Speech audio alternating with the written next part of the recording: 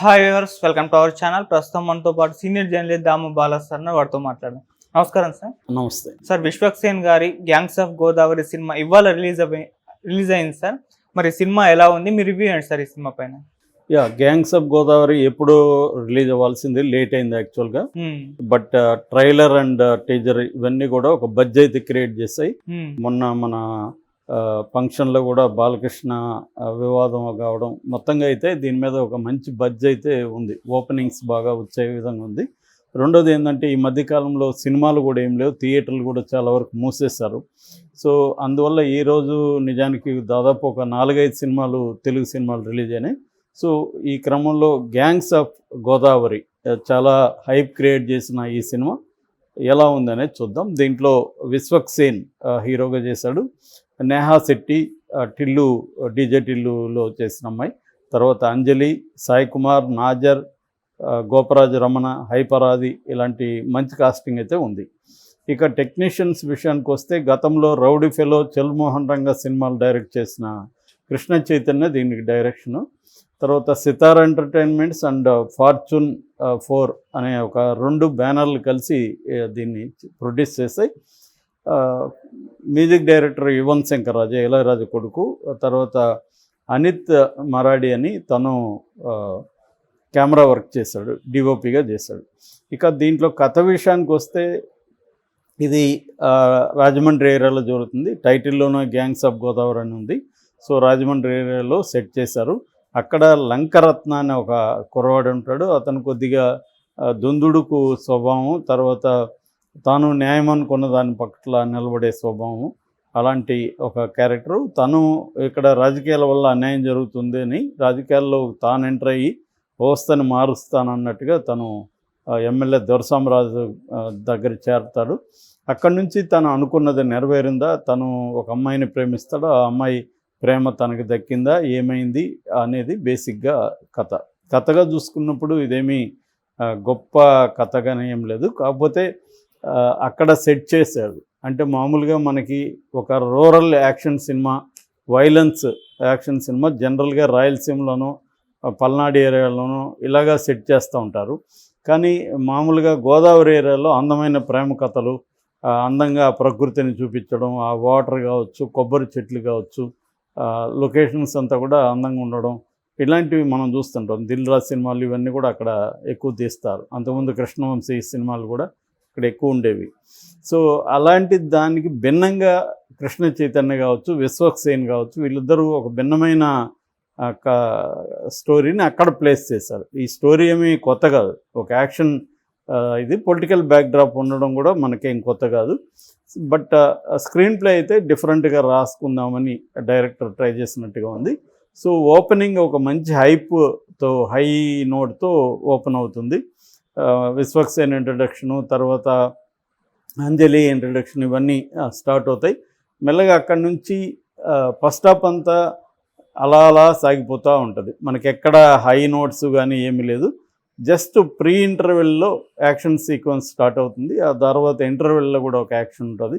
ఈ 2 మాత్రం చాలా బాగున్నాయి ఫస్ట్ హాఫ్లో. ఓవరాల్గా ఫస్ట్ హాఫ్ అనేది మనకి పెద్ద వెరీ హైగా ఉండదు, అట్లనే వెరీ లోగా కూడా ఉండదు. ఆ లొకేషన్స్ కావచ్చు, కెమెరా వర్క్ చాలా బాగుంది. ఇవన్నీ సాగిపోతూ ఉంటుంది. ఇంటర్వెల్ బ్యాంక్ కూడా బాగుంది. దాని తర్వాత సెకండ్ హాఫ్ ఏదో చాలా ఎక్స్పెక్టేషన్తో మనం సెకండ్ హాఫ్లోకి ఎంటర్ అవుతాం. సెకండ్ హాఫ్ బ్రహ్మాండంగా ఉండబోతుంది, ఫుల్ ఆఫ్ యాక్షన్ ఇవన్నీ ఉండబోతుంది, ఒక కాన్ఫ్లిక్ట్ ఉండబోతుంది, ఇవన్నీ అనుకుంటాం. కానీ మన అంచనాలని తలకిందులు చేసి అది ఇంకా ఘోరంగా ఉంది సెకండ్ హాఫ్ అయితే. ఫస్ట్ హాఫ్ ఉన్నంత ఎఫెక్టివ్గా సెకండ్ హాఫ్ లేదు. నిజానికి చాలా యాక్షన్ సినిమాల్లో ఫార్ములా ఏంటంటే, ఫస్ట్ హాఫ్ అలా అలా నడుస్తుంది, రొమాన్సు, కామెడీ, చిన్న కాన్ఫ్లిక్ట్, ఇవన్నీ నడిచి ప్రీ ఇంటర్వెల్ నుంచి కథ స్టార్ట్ అవుతుంది. ఒరిజినల్ కథ స్టార్ట్ అయ్యి ఇంటర్వెల్లో బ్యాంగ్ ఇచ్చి సెకండ్ హాఫ్ ఫుల్ కథ ఉంటుంది అనమాట. సెకండ్ హాఫ్ ఫుల్ కాన్ఫ్లిక్ట్ ఉంటుంది.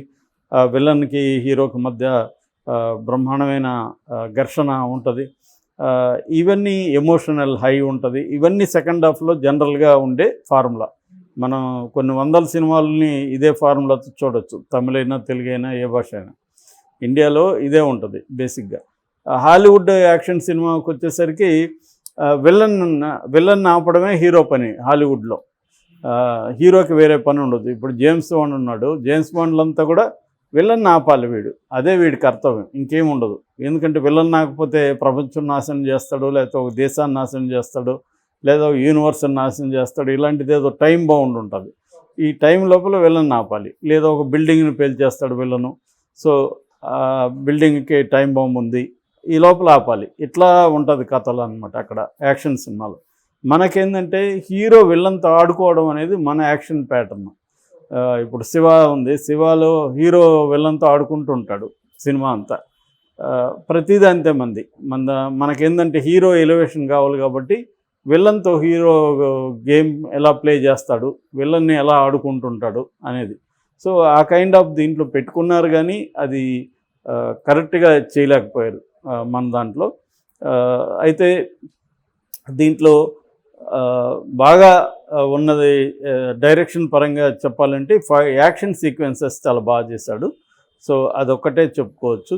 ఫస్ట్ హాఫ్ ఓకే, రొటీన్ కథ తీసుకొని రొటీన్ డిఫరెంట్ స్క్రీన్ ప్లే ఏమో అన్న భ్రమ అయితే కలిగించాడు, కానీ ఓవరాల్గా సినిమా చూసినాక ఇదేమీ డిఫరెంట్ స్క్రీన్ ప్లే కాదు, రొటీన్గానే ఉంది అని అనుకోవచ్చు. ఎందుకంటే తను ఫస్ట్ 2 సినిమాలు రౌడీ ఫెలో, చల్మోహన్ రంగా కంటే డిఫరెంట్గా అయితే దీన్ని తీసుకున్నాడు. ట్రీట్మెంట్ ఇదంతా కూడా రగ్గడు రస్టిక్ లుక్ ఇవన్నీ తీసుకున్నారు. అంటే గోదావరి జిల్లాల్ని ఒక డిఫరెంట్గా చూపించడానికి ట్రై చేశాడు.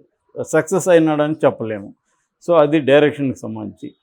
ఇక రైటింగ్ విషయానికి వస్తే ఎక్కువ డైలాగ్స్ కొన్ని చోట్ల చాలా బాగున్నాయి, బట్ అవి మన తెలుగు సినిమా స్టాండర్డ్స్ తీసుకున్నప్పుడు బూతుల్లాగా వినిపిస్తుంది.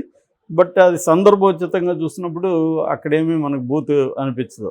నిజానికి ప్రజల భాష అంటారు, కానీ చాలామంది ప్రజల భాష బూతు భాష. బూతులు లేకుండా ప్రజలు మాట్లాడలేరు. గ్రామాల్లోకి వెళ్తే నేను చాలా గ్రామాలు చూశాను, చాలా గ్రామాల్లో బూతులు లేకుండా వాళ్ళు మాట్లాడలేరు అసలు. సో కానీ మనం అదంతా కూడా సాహిత్యంలోకో సినిమాల్లోకి తీసుకురావడం అనే కల్చర్ తక్కువ ఉంది. ఓకే. సో ఆ రకంగా దీంట్లో కొన్ని బూతులు కూడా ఉన్నాయి. ట్రైలర్లో ఉన్నవి సినిమాల్లో మ్యూట్ చేశారు, బట్ అక్కడక్కడైతే వచ్చాయన్నమాట. ఏదేమైనా డైలాగ్ పరంగా చాలా చోట్ల బాగుందని చెప్పచ్చు. ఇక యాక్టింగ్ పరంగా వచ్చినప్పుడు ఇది విశ్వక్సేన్ 1 మ్యాన్ షోగా చెప్పచ్చు. అతను నిజంగా ఒక జూనియర్ ఎన్టీఆర్ని గుర్తు చేసే విధంగా అతని పెర్ఫార్మెన్స్ చాలా చోట్ల ఉంది. ఒక పవర్ఫుల్ పెర్ఫార్మెన్స్ కానీ ఎమోషన్స్ కానీ. అంటే మనకి చాలామంది హీరోలు క్లోజప్లు పెట్టడానికి ఇబ్బంది పడే రకంగా ఉంటారు. ఎందుకంటే వాళ్ళ బాడీ లాంగ్వేజ్ అవన్నీ ఉంటుంది, కానీ సటిల్ ఎమోషన్స్ ఫేస్ పలకదు.